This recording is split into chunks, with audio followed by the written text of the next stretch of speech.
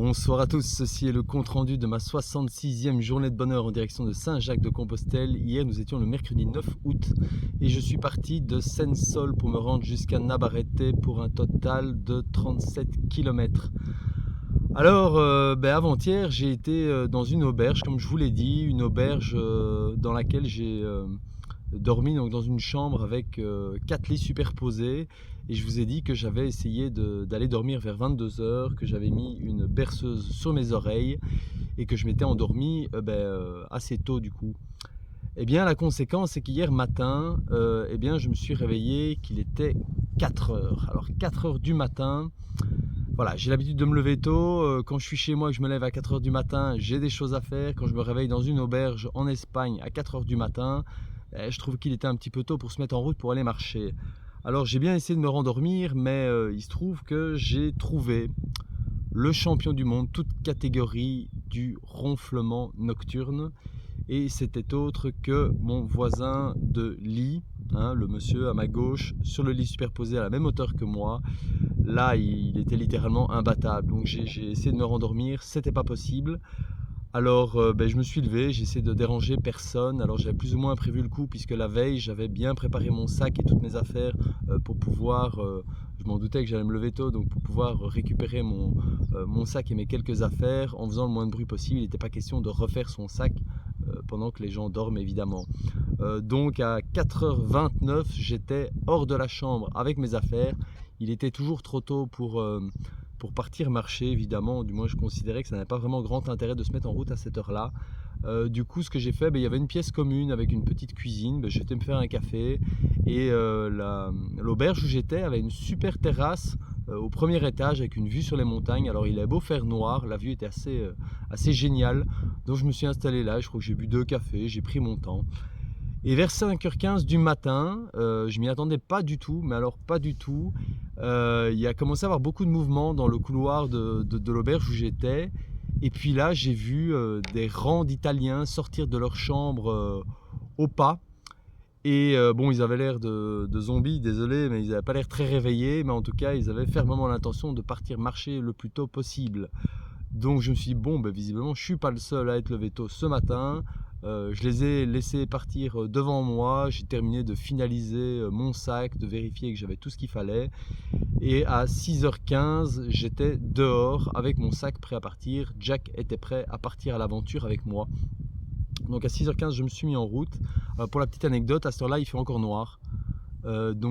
J'ai dû sortir ma frontale pour pénétrer dans le premier chemin obscur que j'ai trouvé, puisque le chemin était vraiment à peine visible et il n'était pas question d'aller se tordre une cheville bêtement. Donc j'ai utilisé ma lampe frontale pour m'éclairer. Oui, quand on se lève à 6h15 du matin pour aller marcher, voilà, il faut faire avec, et il faut faire attention. Il se trouve qu'il y avait une dame qui partait aussi à cette heure-là, qui elle n'avait pas de frontale. J'ai dû faire 750 mètres juste derrière elle, en faisant exprès de ne pas la dépasser pour que ma lampe puisse l'éclairer aussi, puisque sans ça elle aurait eu vraiment du mal à avancer dans les premiers chemins. Et dès qu'on est arrivé dans les champs où la pénombre était toujours là, mais où on distinguait plus ou moins le chemin, je l'ai dépassé, j'ai avancé. Alors bon, hier j'étais extrêmement motivé, j'ai marché très vite, genre vraiment très vite. Donc j'ai dépassé assez rapidement tous les Italiens, et d'ailleurs tous les pèlerins qui s'étaient levés à l'aube. En même pas une heure, il n'y avait plus personne devant moi. Ou alors ceux qui sont vraiment des étapes plus loin, bien sûr, il y a toujours quelqu'un devant nous, hein. D'ailleurs c'est une leçon ça, il y a toujours quelqu'un devant nous. On peut aller aussi vite qu'on veut, il y aura toujours quelqu'un devant nous. Tout ça pour dire que je me suis retrouvé en fait à la ville de Logrogno, donc 22 km de marche de Sensol à 9h45. Donc à 9h45 j'ai déjà fait 22 km. Alors, se dit en passant, c'était pas une si mauvaise idée que ça de se lever à cette heure-là. Il se trouve que les Italiens étaient bien au courant qu'hier c'était une journée annoncée très très chaude, avec des températures qui sont montées à 38 degrés fin d'après-midi, donc très très chaud. Donc en soi, le fait de partir tôt le matin, c'est pas forcément un mauvais plan. C'est pas mon style habituellement. Mais je dois dire qu'une fois que j'étais à Logrogno à 9h45, j'ai pris mon temps pour le reste de la journée. Donc à Logrogno, j'ai visité un petit peu. J'étais vraiment en avance sur tous les plannings que j'aurais pu envisager. Donc j'ai visité un petit peu, c'était très joli. J'ai été mettre sur une terrasse, j'ai dégusté un délicieux cappuccino. Et puis je me suis remis, je sais pas, une heure et demie après, en marche, vraiment à mon aise. Je m'étais rendu compte que j'avais marché très vite. J'ai fait pas mal de kilomètres ces jours-ci, je veux pas risquer une blessure, donc j'ai vraiment ralenti. Mais bon, à nouveau, je marche vite parce que j'aime ça, parce que ça me fait plaisir. Mais hier après-midi, j'ai décidé de marcher doucement. Mais même en marchant doucement et en faisant plein de pauses, je me suis retrouvé à la ville de Navarrete, qu'il était 13h30, je pense. Donc j'ai fait un total d'un peu moins de 35 km. Et à Navarrete, j'avais l'intention d'aller possiblement dans une auberge. Je m'étais un peu renseigné en discutant avec d'autres pèlerins et dans cette ville il y avait vraiment beaucoup d'auberges, il n'y avait pas spécialement beaucoup de monde, donc il y avait toutes les disponibilités possibles. Donc il suffisait d'arriver dans la ville et d'aller toquer à une auberge et de demander pour avoir une chambre, ou plutôt un lit devrait-on dire, un lit, pas une chambre. Alors petite anecdote, dans cette ville de Navarrete, quand je suis arrivé, je me suis mis dans un petit coin d'ombre parce qu'il faisait vraiment très chaud, il faisait 33 ou 34 degrés quand je suis arrivé. Et je me suis assis un instant pour prendre mon guide, pour regarder un petit peu les auberges disponibles. Et un monsieur, un Espagnol, est sorti de sa maison pour m'apporter de son plein gré, sans que je demande rien du tout, une grande bouteille d'1,5 litre d'eau vraiment froide. Et quelques minutes après, c'est une autre dame qui est sortie de chez elle, qui est venue m'apporter une cruche avec des verres d'eau. Bon, il y avait une autre pèlerine à côté de moi, donc elle en a profité. Mais c'est pour vous montrer à quel point, dans certains villages, le pèlerin est certes respecté, mais vraiment bichonné, j'ai envie de dire. Les gens sont vraiment aux petits soins pour nous. Et c'est vraiment un sentiment agréable, c'est vraiment beau. Quand vous êtes comme ça en pleine canicule et que quelqu'un que vous ne connaissez pas arrive et vous apporte une bouteille d'eau avec le sourire, enfin, c'est juste un geste qui est tellement beau. Enfin, j'ai vraiment beaucoup apprécié.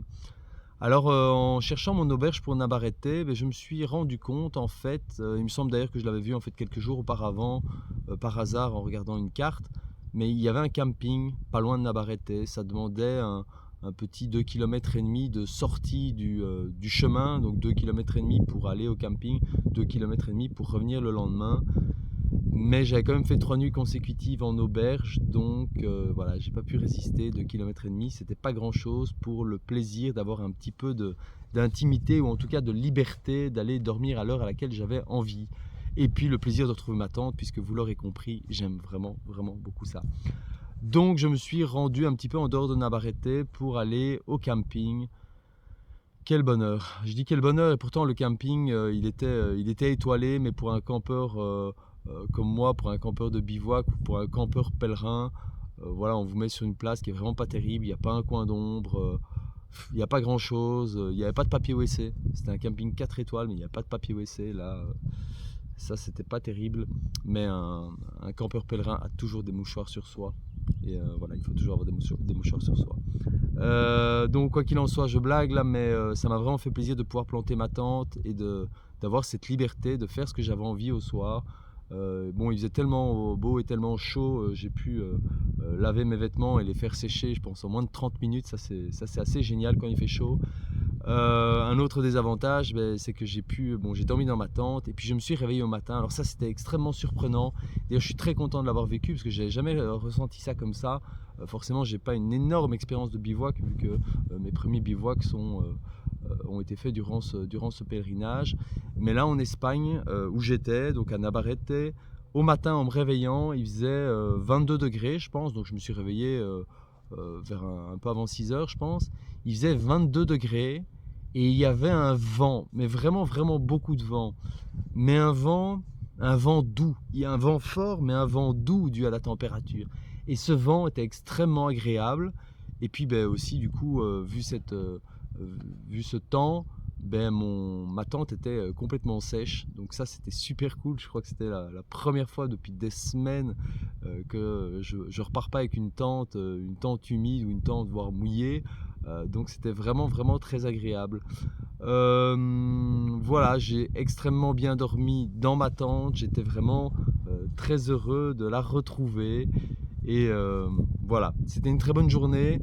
Ce que j'ai peut-être pas dit, c'est sur le chemin espagnol, il y a quelque chose qui change quand même pas mal des GR que j'ai fait en France sur la voie de Vézelay. que je trouve assez sympa. En tout cas, moi, c'est quelque chose que j'apprécie beaucoup. Bon, bien sûr, les paysages, pas besoin de le dire, ils sont complètement différents. Mais les GR en France ont une tendance, comment dire, à vous balader. Hein, si vous comparez une carte digitale ou une carte d'ailleurs avec les chemins que vous prenez de Compostelle, vous allez souvent voir qu'un itinéraire que vous faites, je sais pas moi, en 22 km, vous auriez pu le faire en 15. Mais parfois, ça va jusqu'au point où vous voyez un village où vous devez aller, donc là je parle en France, hein, sur les GR, vous voyez un village où vous devez aller, vous voyez bien que la route, elle y mène et que vous pourriez prendre cette route, et en fait il y a un petit chemin qui part à gauche et qui va faire 800 mètres à gauche et puis 300 mètres de perpendiculaire pour revenir à droite sur 800 mètres. Bon, en gros, vous avez fait un détour de quasiment 2 km pour vous ramener sur la route que vous voyez au départ. Alors, je ne suis pas du genre à chercher des raccourcis. J'ai marché maintenant plus de 1700 km et j'ai jamais cherché des raccourcis. Mais parfois, quand vous voyez qu'une route va là où vous devez aller et qu'on vous emmène sur un chemin qui fait des petits zigzags, parfois ça peut avoir un petit côté agaçant comme ça. Et j'ai pas été le seul pèlerin qui a ressenti ça. Bon, après, il y a le côté le côté balade qui est sympa. Mais le côté de balade sympa, je crois qu'on l'apprécie quand on fait des petits morceaux du chemin pour s'amuser le week-end ou qu'on fait 2-3 jours. Quand vous vous apprêtez à faire 2400-2500 km à pied, les petits zigzags, c'est pas forcément ce qui vous amuse le plus. Alors maintenant, je reviens au chemin espagnol. Eh bien ici, ce sont des grandes lignes droites, beaucoup. Alors ces longues lignes droites, elles peuvent sembler ennuyantes, mais c'est aussi un moment de faire le vide, de s'imprégner du paysage. On a d'énormes visibilités sur les montagnes, des grands plateaux, des grands champs. Les paysages sont vraiment, vraiment beaux.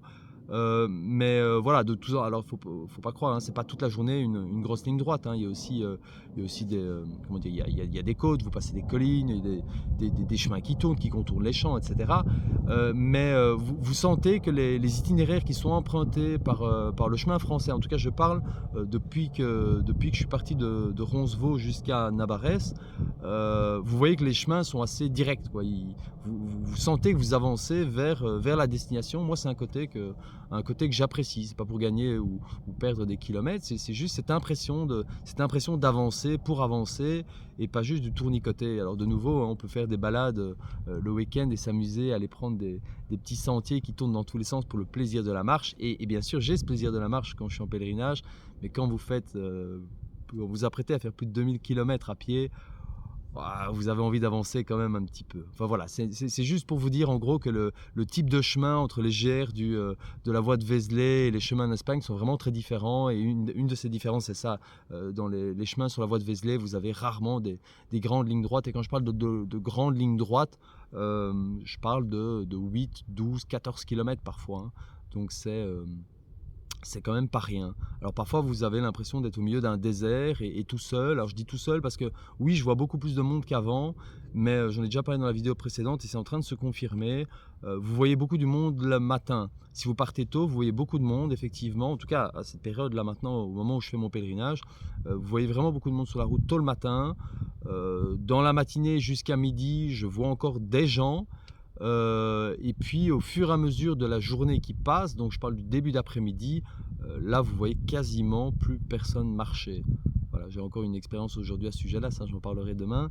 Mais voilà, les pèlerins partent très tôt le matin, ils ont peur des chaleurs je pense, et je pense que ceci est devenu une habitude, il y a une forme de conformisme hein, qui s'est installé sur ces chemins. Je pense que dans quelques temps j'en parlerai et je ferai ma petite analyse par rapport à ce que je vois. Alors c'est pas une critique mais c'est ce que j'observe. Voilà, on voit que tout le monde a les mêmes habitudes, que tout le monde fait un peu la même chose et on sent que les deuxièmes et les troisièmes suivent les premiers et bon en gros tous les pèlerins que je vois font un peu la même chose, ont le même rythme, les mêmes heures, s'arrêtent aux mêmes endroits, au même moment. Enfin voilà, vous sentez qu'il y a une espèce de conformisme qui s'est installé, en tout cas de règles implicites, d'une manière de voyager, de faire ce pèlerinage. Tout le monde a l'air de le faire de la même manière. Je vois peu de gens qui le font de manière différente, avec des horaires différentes. Je vois jamais un pèlerin qui fait une pause et qui s'installe pendant 1 heure pour profiter de la vue et qui se couche. Et vous ne voyez pas ça sur le chemin. Les gens s'arrêtent un instant, ils boivent un coup d'eau parce qu'ils ont objecté de faire objectivé, pardon, ils ont objectivé de faire 6 heures de marche entre 6 heures et midi avec 2 fois une demi-heure de pause par exemple. Comme ça, ils arrêtent à 13 heures et ils ont fait leur marche et puis c'est fait. Mais du coup, je vois jamais personne qui s'installe, qui enlève ses chaussures, qui se couche. Je ne sais même pas si j'ai déjà vu quelqu'un enlever ses chaussures pour une autre raison que surveiller ses ampoules. Enfin bon, voilà, c'est juste des petites observations, bien sûr, aucune critique, hein, c'est pas du tout mon genre, mais bon, je profite de la chaîne et des vidéos pour vous expliquer un petit peu ce que je vois, et donc voilà, c'est ce que je fais, je fais des observations sur la manière de faire le pèlerinage de chacun, et donc oui, je constate qu'il y a des espèces de, comment dire, de manières de faire qui sont, comment dire, acceptées par la masse, et tout le monde a l'air de faire un peu la même chose. Voilà, à la limite, je trouve même pas ça spécialement surprenant, mais je l'observe. Voilà, donc je suis de nouveau quelqu'un qui fait les choses différemment. J'ai l'impression constamment de faire les choses différemment. Ça ne me déplaît pas, je suis un peu comme ça de toute façon. J'ai toujours ma manière à moi de faire les choses. Mais voilà, je vous dis ce que j'observe. Ceci étant dit, je prends toujours beaucoup de plaisir dans ces marches. Comme je vous ai dit, les paysages sont absolument fabuleux. Je pense que je me suis tout doucement acclimaté à l'Espagne, à tout point de vue. C'est vrai que les premiers jours, j'avais un petit peu du mal. Maintenant, je pense que j'ai un peu compris comment ça fonctionnait. Bon, au fur et à mesure des vidéos, j'en reparlerai peut-être un peu plus en détail, mais voilà, je me suis habitué à l'Espagne. Je commence à voir un peu comment ça marche. Mais du coup, voilà, je fais pas de plan sur la comète. Vous savez, je suis pas du genre à faire des plans de toute façon, mais j'ai quand même l'intention de garder une partie de cette liberté que j'ai aimée sur la voie de Vézelay, de faire un peu les choses à ma manière. Ça, de toute façon, mais tout en ne m'excluant pas complètement de la communauté des autres pèlerins. Donc oui, j'ai l'intention de continuer à aller de temps en temps dans des auberges et de discuter, peut-être de marcher avec d'autres pèlerins. Ça, je verrai si ça s'y prête. Mais j'ai aussi l'intention de bivouaquer et de continuer à faire ce que je faisais avant en France, qui m'a apporté vraiment beaucoup de plaisir. Donc en gros, j'ai l'intention de continuer à ne pas faire de plan. Si je devais être obligé de réserver des auberges 1 ou 2 jours à l'avance, ça, je pourrais pas. Sauf si vraiment un jour je devais aller dans une auberge et que j'aurais pas le choix, que j'ai besoin d'énergie, que j'ai besoin de faire des lessives, que j'ai plus rien et que j'ai pas le choix de réserver à l'avance, je le ferai, mais voilà, pour l'instant, quand je vais dans une auberge, je réserve quelques heures à l'avance. Ça me suffit. J'ai vraiment pas envie de faire autrement. Mais voilà, donc tout ça pour dire que je vais continuer à ne pas faire de plan et à vivre chaque journée dans l'instant présent, à profiter. Et croyez-moi, je profite. Rien que là, d'ailleurs, je vais essayer de vous montrer. Je sais pas ce que ça va donner sur la caméra. Alors, j'ai aucune idée de ce que vous verrez ou ce que vous ne verrez pas. Mais je suis ici dans un endroit absolument magnifique. Il y a une vue du tonnerre. Il y a le soleil qui est en train de se coucher. Et voilà, je dois dire qu'ici en Espagne, je suis sidéré des paysages. C'est vraiment beau. C'était très beau en France aussi, hein, c'est pas ça. Mais voilà, je connais moins l'Espagne du coup, puisque ça fait que quelques jours que j'y suis. Et je suis émerveillé de ce que je vois. Les marches sont super. Le temps est super. Il fait effectivement très chaud, mais j'apprécie vraiment. Donc voilà, je suis bien sur mon chemin français en Espagne, j'en apprécie chaque miette. Et voilà, c'est tout ce que j'avais à vous raconter pour aujourd'hui. Je vous dis donc à plus tard, je vous souhaite une très belle fin de journée et comme toujours, je vous souhaite à tous un très bon chemin.